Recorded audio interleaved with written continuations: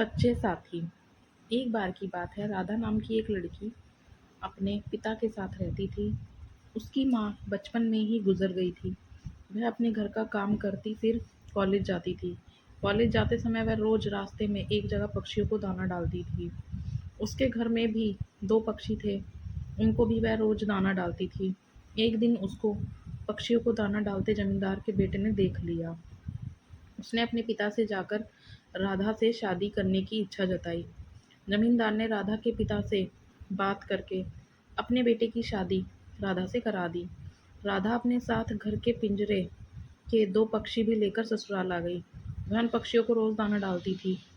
राधा की सास को यह बिल्कुल भी पसंद नहीं था। वह उन पक्षियों को परेशान करती थी। वह उनका दाना पानी जमीन में फेंक देती थी। एक दिन राधा की सास ने पक्षियों का पिंजरा ही जमीन पर फेंक दिया। उसे यह करते हुए राधा ने देख लिया। राधा ने मना किया तो उसकी सास ने राधा को ही डांट दिया। इन सब बातों से राधा परेशान रहने लगी।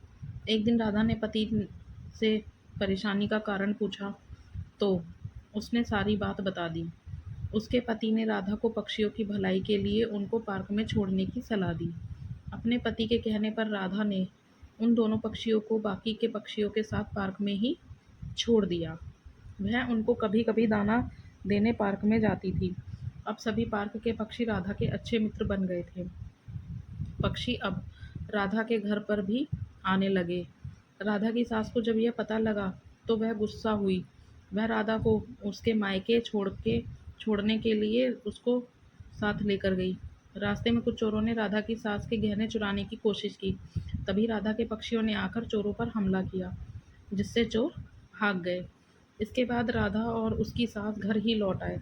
अब राधा की सास की सोच पक्षियों के प्रति बदल चुकी थी।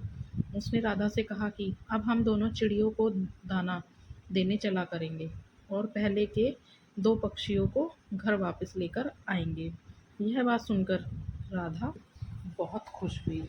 तो दोस्तों, हमें इस कहानी से यही शिक्षा मिलती है कि हमें जानवरों से अच्छा व्यवहार करना चाहिए।